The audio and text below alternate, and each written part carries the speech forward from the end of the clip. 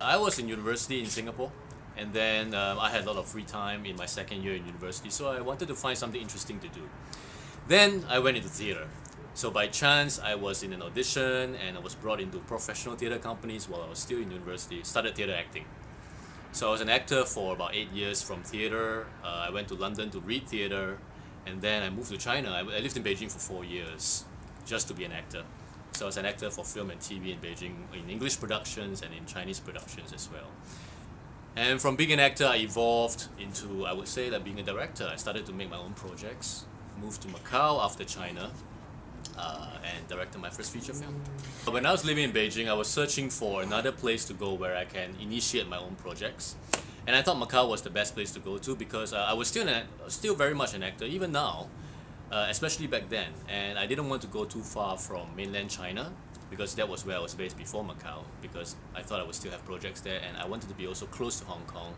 So I was reluctant to go back to Singapore that quick. So in the end, Macau became like the obvious choice because it was cheaper than Hong Kong. I thought about Hong Kong as well, but Hong Kong was a lot more expensive than Macau. Now Macau's catching up though in terms of prices, yeah.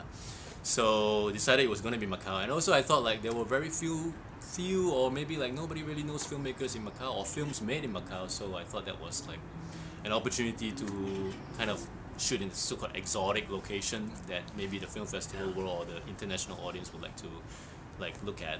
So Macau came first, and then when I went to Macau, the casino industry was really booming at the time. Like they were really building, like from 2004 to around 2008, it went from like 2 or 3 casinos to 30 something. Now it's like 50 casinos.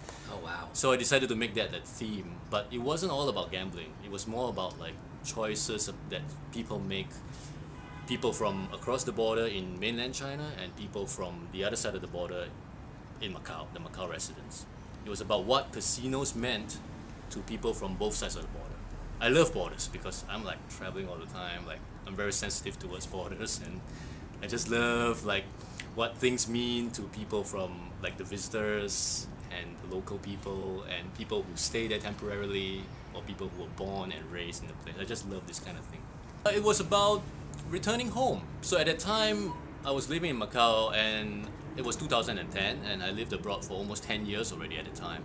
And I just wanted to return home, to try living in Singapore again, and to be closer to my aging parents, and just trying to go home again. And I had a lot of mixed feelings, and that was about going home. Like people from, I used Macau as like the set, like the location. People coming back to Macau from living abroad for a long time, and also people living in Macau, like going back to where they're from.